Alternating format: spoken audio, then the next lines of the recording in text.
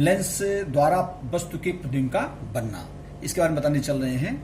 तो किसी लेंस द्वारा वस्तु के प्रतिबिंब का बनना निम्न 3 किरण आरेखों द्वारा प्रदर्शित किया जाता है।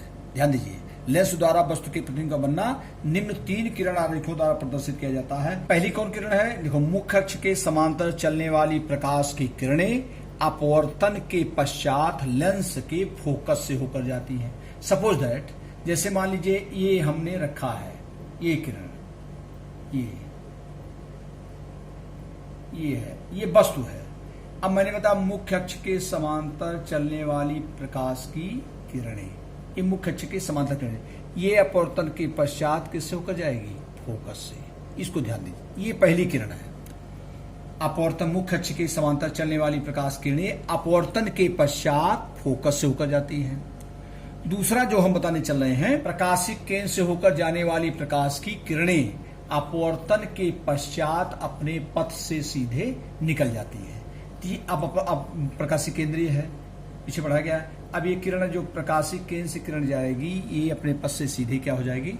निकल जाएगी। ये दूसरी किरण है कि प्रकाशिक केंद्र क्या होता है? यही है परिभाषा प्रकाशिक केंद्र की, लेंस के भीतर स्थित वह बिंदु जहां से होकर जाने वाली प्रकाश की किरणें बिना विक्षेपित, बिना विचलित हुए अपने पथ से सीधे निकल जाती हैं। ये है।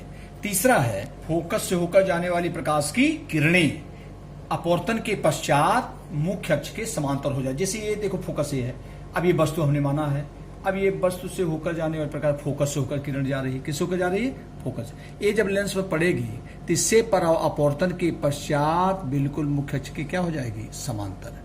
तो ये मैंने बताया 3 किरणें, फिर से सुनो। एक है मुख्य अक्ष के समांतर चलने वाली प्रकाश की किरणें अपवर्तन के पश्चात फोकस से होकर जाती है। दूसरा हमने बताया कि प्रकाशिक केंद्र से होकर जाने वाली प्रकाश की किरणें अपवर्तन के पश्चात अपने पथ से सीधे निकल जाती हैं। तीसरा हमने बताया कि फोकस से होकर जाने वाली प्रकाश की किरणें अपवर्तन के पश्चात मुख्य अक्ष के समांतर हो जाती हैं। तो ये किरणें अपवर्तन के पश्चात जिस बिंदु पर काटती हैं वहीं पर वस्तु का वास्तविक प्रतिबिंब बनता है, और जिस बिंदु पर काटती हुई प्रतीत होती हैं वहीं पर वस्तु का आभासी प्रतिबिंब बनता है। अब जैसे हम समझा दें, कंडीशन जरा ध्यान दो। यही उत्तल लेंस है, ऐसे अवतल लेंस में भी होता है। अब ये हमारा है उत्तल लेंस। अब यहां पर मान लीजिए, अब कैसे प्रतिबिंब का बनना हम प्रदर्शित करते हैं, जरा ध्यान दो। ये हमारा है मुख्य अक्ष ओ, ये इधर हो जाएगा एफ ही होता है फोकस, और 2f जो होता है वही वक्रता केंद्र है। चूंकि ये फोकस दूरी का 2 गुना होता है, इसलिए इसको हम 2f लेंस में लिखते हैं। तो ये हमारा हो जाएगा इधर एफ। लेंस में 2 फोकस होते हैं, क्योंकि 2 पृष्ठ होते हैं। जैसे इधर से वस्तु चलेगी, जिस पॉइंट फोकस होगी प्रथम फोकस, इधर से चलती है तो इधर अपवर्तन के पश्चात जिस पॉइंट पे फोकस होगी उसे द्वितीय फोकस कहते हैं। ये हमारा हो गया 2f। अब जरा ध्यान दीजिए, अब ये वस्तु मान लीजिए हमने रखा है। अब देखो प्रतिबिंब कैसे बना रहे हैं, जरा ध्यान समझो। हमने क्या बताया? पहला, मुख्य अक्ष के समांतर चलने वाली प्रकाश की किरणें, मुख्य अक्ष के समांतर चलने वाली प्रकाश की किरणें किससे होकर जाएंगी? फोकस से। किससे होकर जाएंगी? फोकस से। अब जरा ध्यान दीजिए, प्रकाशिक केंद्र से होकर जाने वाली प्रकाश की किरणें अपने पथ से सीधे निकल जाएंगी। अब ये किरणें यहां पर काटते हैं, यहीं पर वस्तु का हमारा क्या बन जाएगा? एक प्रतिबिंब बनेगा। जरा ध्यान दो, ये है।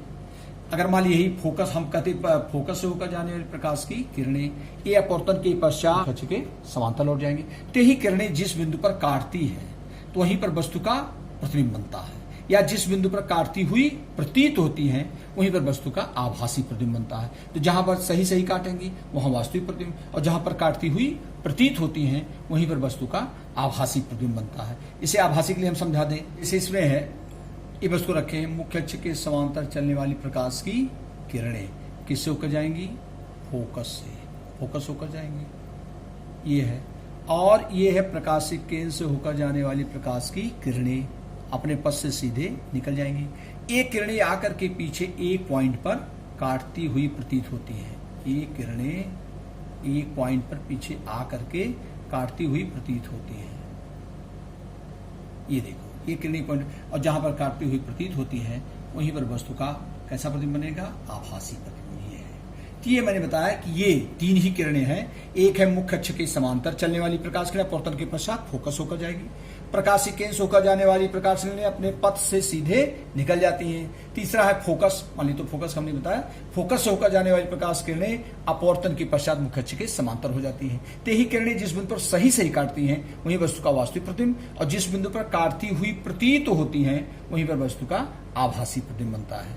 अब हम तुमको एक है उत्तल लेंस द्वारा प्रतिबिंब का बनना, फिर अवतल लेंस द्वारा प्रतिबिंब का बनना विभिन्न स्थितियों में आगे पढ़ाएंगे।